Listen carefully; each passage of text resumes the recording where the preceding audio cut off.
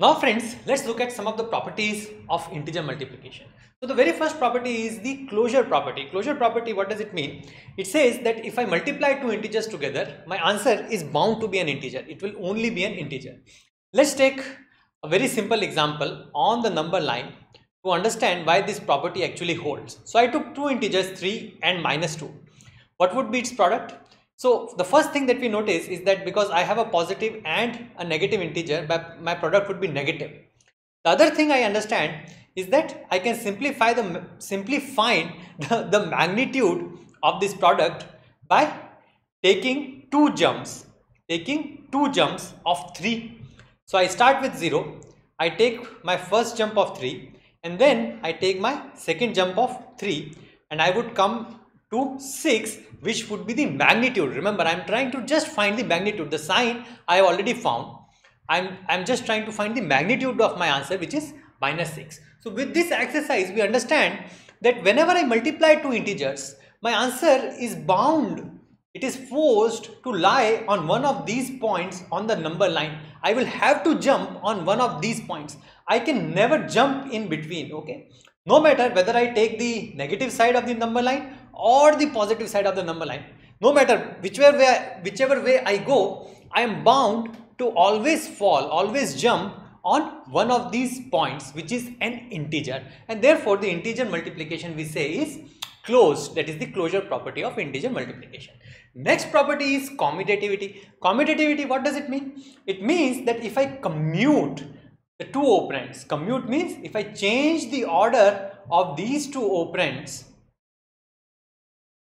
around a multiplication operation. Okay, so this is the operation, these two are operands. If I change the order of those two operands, my answer really does not change in the case of integer multiplication. Again, we can simply understand it. So the way we understand it is, we again take two numbers, 3 and -2, and then I write -2 into 3. Okay, so now we know that the sign of this multiplication, no matter what the order is, the sign is only determined by how many negative integers do I have to start with, right? How many negative operands I had. So in both of these cases, I had only one negative operand, so sign would not change. So sign would definitely remain the same. To understand what the magnitude would be, let us summon our number line again. So here we have the number line. The first case, I am taking two jumps of 3. So I take two jumps of 3. So first I end up at 3 and then I end up at 6. So this is the first case. That would be my answer in the first case. So the magnitude of the answer would be 6. In the second case, I am taking two jumps, 3 jumps of 2. So I take now 3 jumps of 2. So this is my first jump, my second jump and my third jump. So this is the first, second and third jump. And now again this -2 into 3, the sign is already decided. I am only finding out by doing this jumping, I am only trying to find out the magnitude of the answer. Remember, that's why I am only using the positive side. Okay, but that's okay. We are only trying to figure out the magnitude of the answer.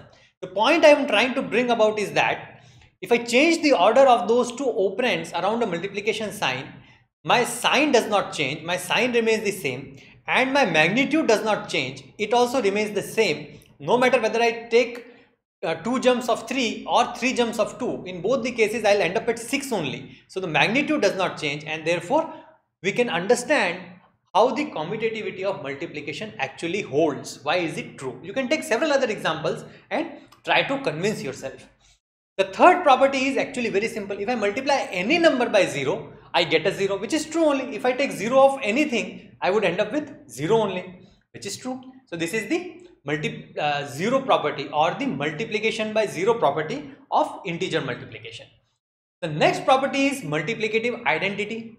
Multiplicative identity for in the case of integers is actually 1. So if I multiply any number with 1, I get the same number. So a into 1 is a, 2 into 1 is 2. Okay, we know that because in the table is the very first row. This is the very first row of table of any number, and we really like this row. So we understand that if I multiply any number with 1, I get back the same number. And we know why it holds. It holds because if I start, let's say, with 0 and I take a jump of 2, a single jump of 2, I will end up at 2. If I take a single jump of 3, I will end up at 3. And therefore, if I multiply any number with 1, I get the same number again. So this also we clearly understand. The next property is additive inverse. Here actually there are two things that we really need to understand here. The first thing is, what is additive inverse? Okay. So the first thing is, what is the additive inverse? We need to find that. We need to understand that. See, additive inverse of a number A is such that when I add it to A, okay, I need to find this number. Okay, let's say that this number is really question mark. Okay, we don't really know this number, but I am trying to find it. Let's first assume that. So I want to find out a number such that when it is added to A, I get 0. Okay, this number is known as the additive inverse of A. Okay, so this is actually the additive inverse. This number, the question mark that we are trying to find out, which when added to A would give me 0. This is known as additive inverse. So now that we understand additive inverse, we are now trying to find out how to find this additive inverse. The way to find this additive inverse is, if I multiply the number A with -1, I get its additive inverse. So these are two properties. First one tells me what is additive inverse, we understand that. The second thing tells me how to find that additive inverse. So additive inverse of a number is a number which when added to the number gives me 0. That is the additive inverse, the first thing we understand. Second thing we understand is, to find that additive inverse, I need to multiply the given number with -1. Okay. And again, let's understand this property by looking at the number line. So we'll summon our number line and understand how this thing A into -1 actually works. So whenever I multiply the number A, number 3, let's say A is 3, and I multiply it with -1, I'm saying that I need to jump 3 places. Okay, so I would need to jump 3 places only. But instead of going in the positive direction, so this 3 is actually positive.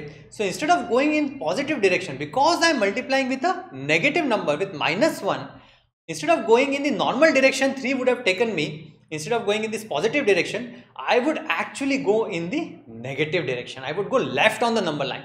So normally for 3 I would have gone right on the number line because it's a positive number, but because I am multiplying it with -1, I would start jumping towards the left, towards the negative side of the number line. So now I would jump, of course, 1 places towards the negative side of the number line, and I'll end up with -3. So this 3 into -1 becomes -3. This much we understand. In the same way, if I multiply -3 with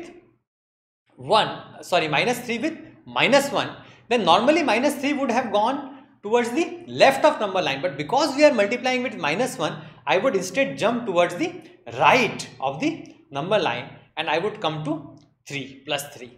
Okay, so this becomes +3. Okay, so this we understand that whenever I multiply with -1, my direction on the number line actually changes. The next thing we say is that when I add these two numbers, -3 and 3, I get back 0, which means that -3 is actually the additive inverse of 3 and 3 is actually the additive inverse of -3. Another way to look at it is that if I actually draw a mirror, if I actually put a mirror on this 0, then the number, which in our case is 3, this number itself, okay, and its additive inverse would actually be the mirror image, which would reflect about the 0 point. So 3 and -3 reflect about the 0 line on a number line, and they are the additive inverses of each other. I get 1 when I multiply the other with -1. Okay, very simple. So these are two properties, additive inverse and how to actually produce the additive inverse by multiplying with -1. Now let's look at associativity of multiplication. Associativity, do not ever confuse associativity with commutativity. Okay, so that is the one thing that I would again bring to focus here. So this was the commutativity. In the case of commutativity, we are actually changing the order of operands around the multiplication sign. In case of associativity, we are changing the grouping of operands. So what does it mean? It means that in the first case, I am grouping this B with A. In the second case, I am grouping this B with C. So the B is actually kind of treacherous. He's changing its loyalties pretty frequently. So once he'll go along with A, the second time, if it is favorable, then he'll go along with C. So this grouping actually changes, and the B is first grouped with A, and the next time it is grouped with C. In this case, I would do A into B first and then multiply with C. In this case, I would do B into C first, right? Remember BODMAS, we'll do the bracket first. So B into C first and then multiply the result with A. So again, for this particular associativity, let's look at certain examples. So here is one example in the case of associativity.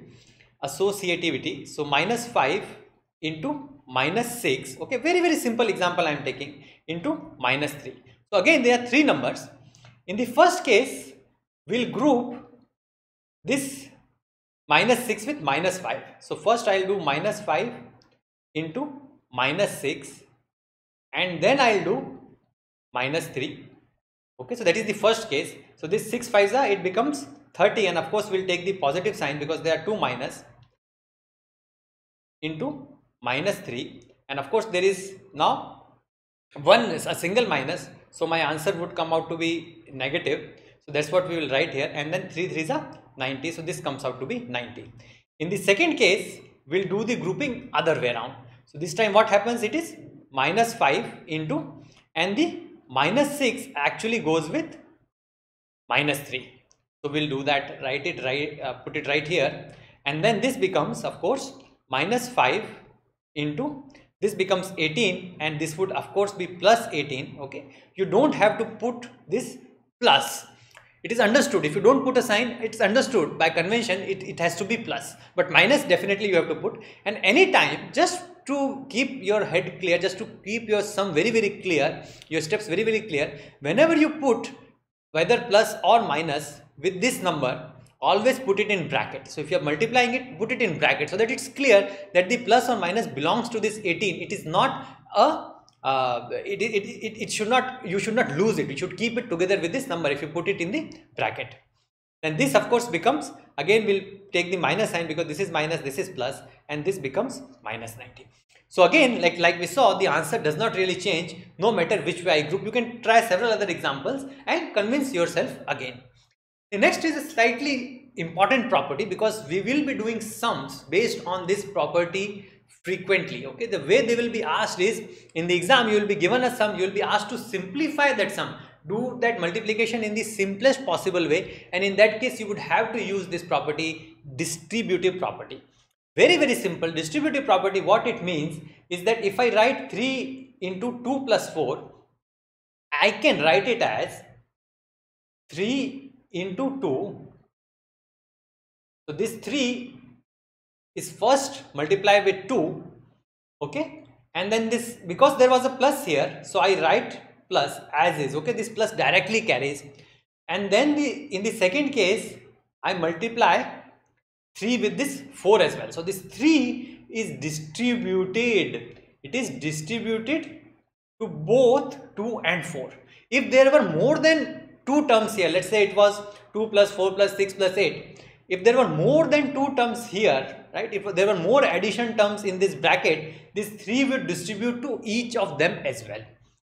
In each of these cases, the answer remains the same. So this is 3 to the 6 plus 12, and this of course comes out to be very simply 18. And if I do it here also, then 4 plus 2 is 6, and this is 3 into 6, which also comes out to be 18. So in either of those cases, whether I distribute 3 over 2 and 4 or whether I don't distribute 3 over 2 and 4, the answer remains the same.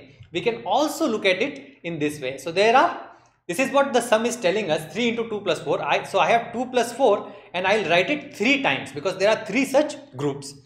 I can look at it this way, or I can look at it in the another way. So I can look at it this way as well, right? So now I have this 6 and this 12, and I need to add them together. Both the ways of looking at this problem are exactly the same. But because distributive property is so very important for solving integer problems on integer multiplication, this is what you would be asked to do in your exam. we'll just take a few example and just make everything very, very clear, especially when the signs are given, especially when we have the different signs, how does those sign distribute. So this sign of minus is with 2. So what do? We write 3 into minus 2. Okay. So this minus, remember, carry the sign with the number properly. Okay. Don't just forget the sign. Okay. Just don't write 3 into 2 here. Otherwise that would be completely wrong. This 3, if there is a minus 2 here, then we have to put 3 into minus 2. Similarly, the 3 distributes over both minus 2 and 4. So we get 3 into minus 2 and 3 into 4. In each of those cases, let's see what the answer is. So this becomes 3 into, this is 2. Okay, 4 minus 2 is just 2. And on this side, what do I have? I have minus 6 and then plus 12. So in this case, I have answer 6, and of course that is equal to 6. So distributive property really works. Let's now look at slightly different example. So instead of putting a 3 here, I have put a minus 3 here. Now let's say how does the distributive property work. So this minus 3 distributes over, right? So it's not just 3 now, it is minus 3 which is distributing over both minus 2 and 4. Again, remember to carry the sign very, very well. Okay. So this minus goes with 3. Okay. Don't forget that. I am emphasizing it again and again because I know that students really make that mistake. Okay. So in the first case, what happens? This minus 3 would remain as is. And of course, I have a multiplication here. I should not forget that. And then I have 4 minus 2, which is 2. And then on this side, I have this minus and minus, they become plus 6.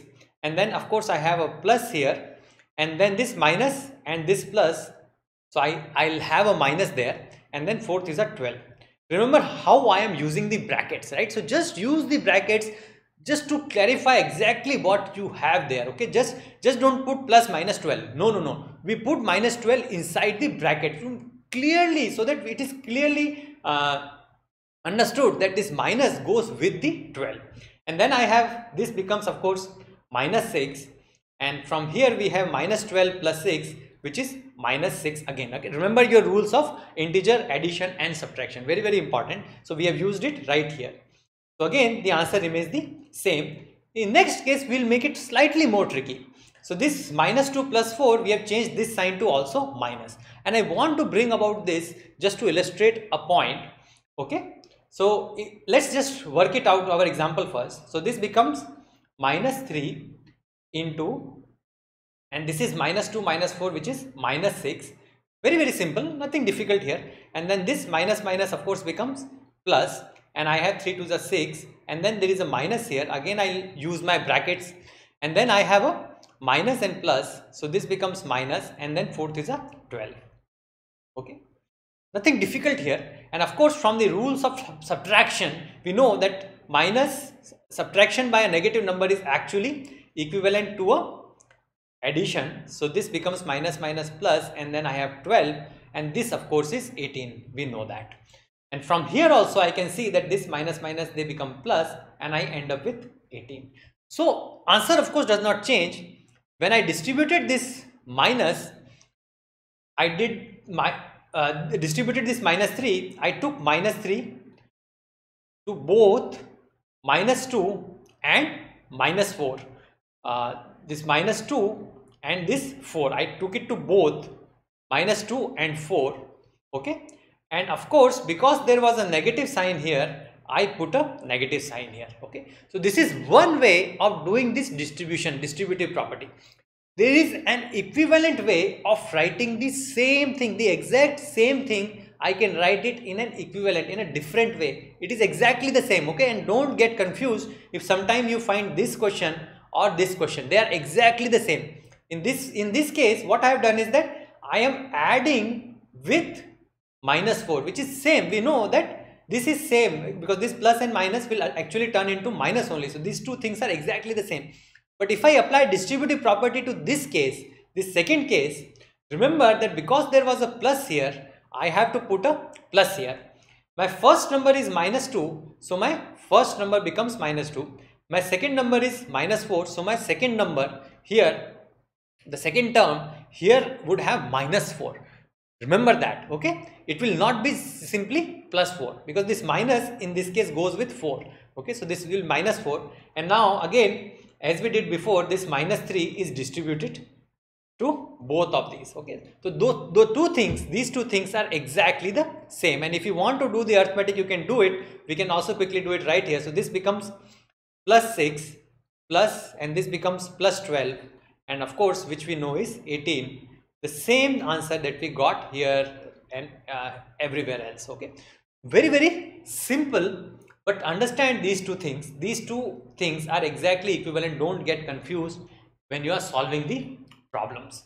Now all of these properties that we have looked at it so far would be applied in your real exam in these kind of questions. And what are those questions?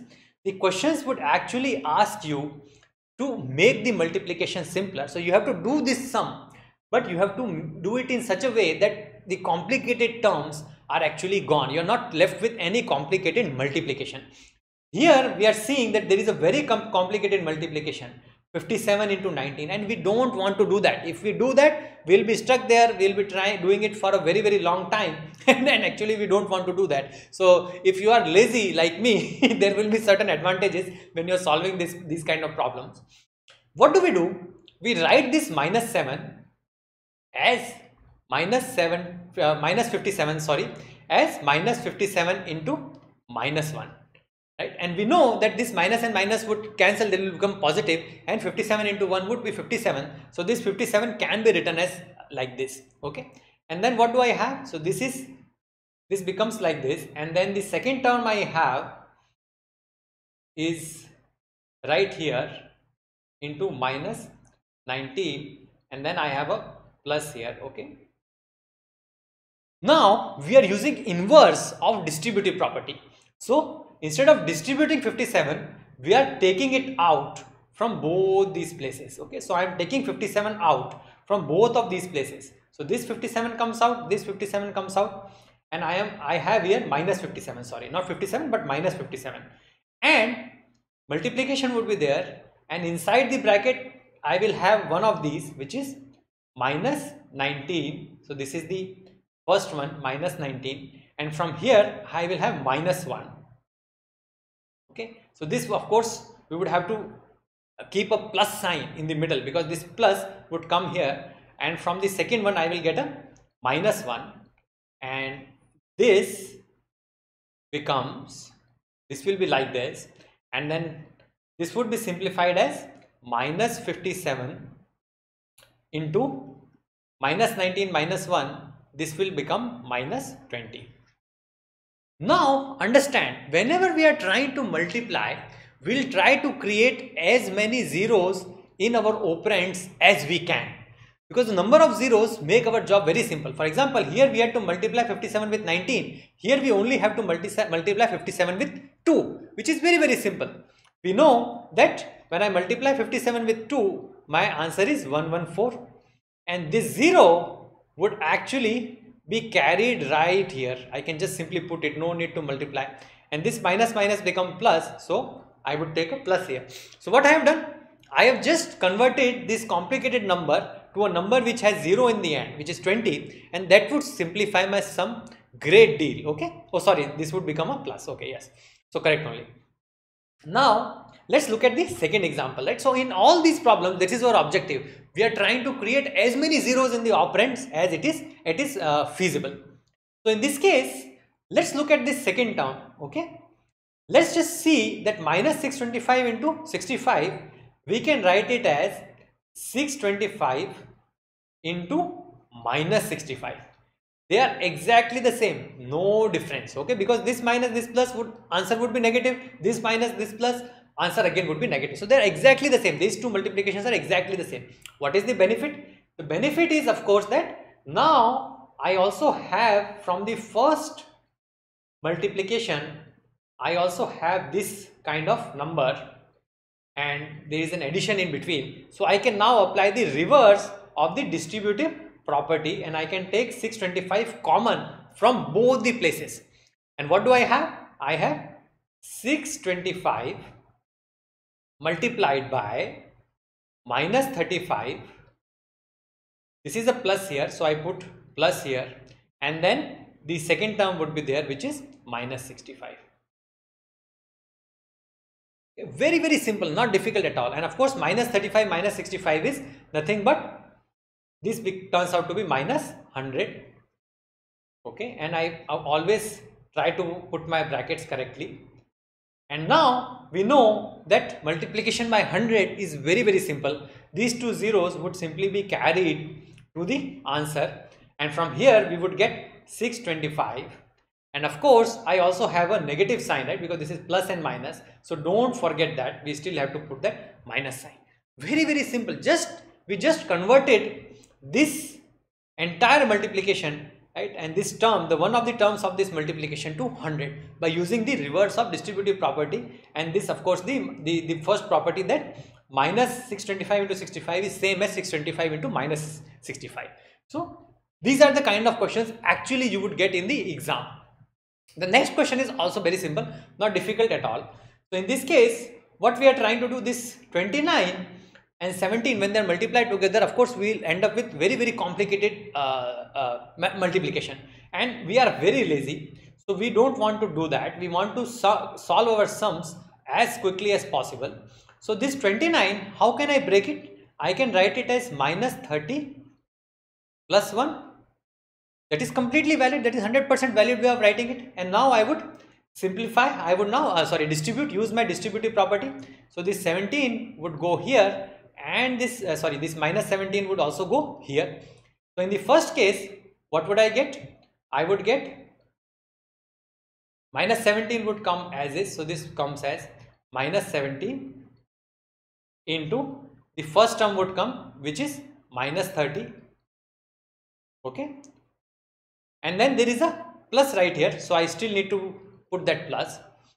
Okay, and of course we are very careful, so we'll put our brackets correctly. Okay, and then we also have minus 17, which will come right here, and then we have multiplied with, this is plus 1. Okay, so we still have to do that, and instead of just writing plus 1, I would simply write 1, because that is the convention. We don't have to put the plus sign.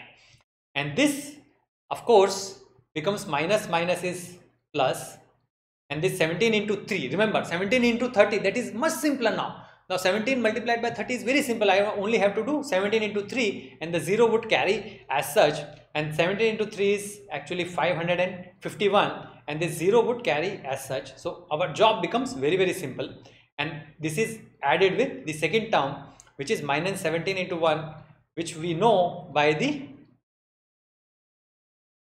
anything multiplied with 1 would give us the identity property. By the identity property, we know that anything multiplied with 1 would give back the same number, and this comes out to be 493. So if you have in your head, if all the properties are clear, you can simplify the sums very easily. You can solve these problems very quickly, and you will, it's 100% scoring. You need certain amount of practice. So practice links are provided in the description, so you should definitely practice some questions here. Try to simplify in your own way. Most of the times you will be using the variation of distributive property. Either you will be using the distributive property or the inverse of the distributive property. One of those things, two things you would be using. Sometimes you will be using the associative property and commutative property as well. They are sometimes implied also. So just be careful. Always be careful to keep the negative sign together with the number. This is the most common mistake you will do in the case of integer arithmetic. You will forget the negative sign. You will not keep it with the number. So if you are careful about these things, definitely it is very scoring. If you have questions and doubts, do put them in the comment section below. We'll be very happy to answer those. Thank you, friends.